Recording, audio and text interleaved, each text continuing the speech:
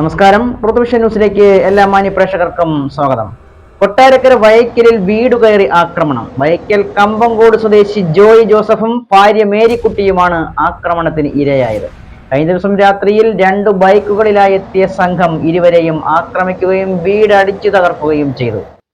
പ്രതികൾക്കു വേണ്ടി കൊട്ടാരക്കര പോലീസ് അന്വേഷണം ഊർജിതമാക്കി.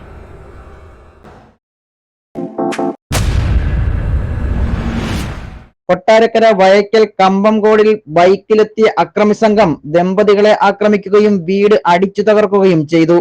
2 ബൈക്കുകളിലായി എത്തിയ 4-അംഗ സംഘത്തിലെ 2 പേരാണ് ആക്രമണം നടത്തിയത്.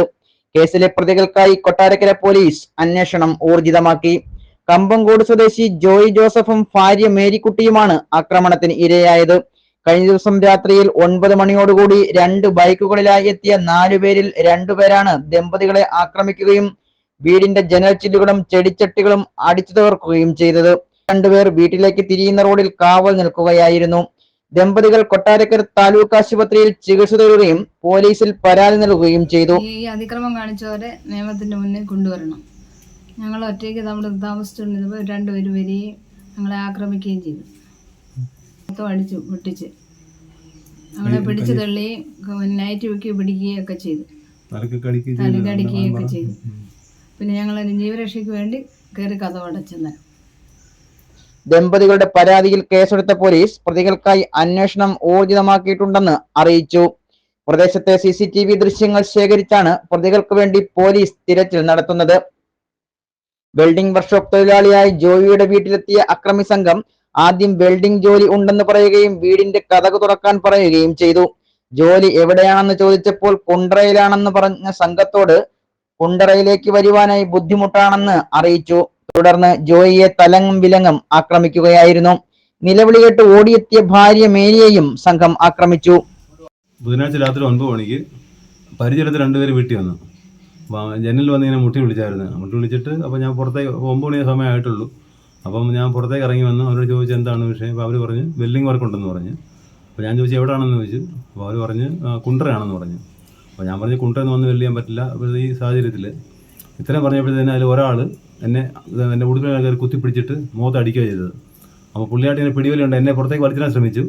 അപ്പോൾ ഞാൻ ഇങ്ങനെ പിടിവലി ഉണ്ടായി. അപ്പോൾ പെട്ടെന്ന് തന്നെ ഭാര്യ ഇറങ്ങി പുറത്തേക്ക് വന്നു.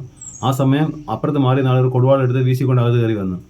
അപ്പോൾ എൻ്റെ വൈഫിൻ്റെ നൈറ്റി കയറി പിടിച്ചു, മുഖത്ത് അടിച്ചു, നെഞ്ചത്തും അടിച്ചു, തലയ്ക്കും അടിച്ചു. അപ്പോൾ എൻ്റെ ഒരു കമ്പി പോലെ കയ്യിലുണ്ടായിരുന്നു. ആ കമ്പി വെച്ച് എൻ്റെ ഈ ഷോൾഡർ ഭാഗത്ത് അടിച്ചു. പിന്നെ ആ ഒരു കൈ കൊണ്ട് എൻ്റെ ഈ കവിളിലും അടിച്ചു, തലയ്ക്കും അടിച്ചു. ഇത്ര അവിടെ ഒരു വിധത്തിൽ ഞങ്ങൾ കുതറി അകത്ത് കയറി.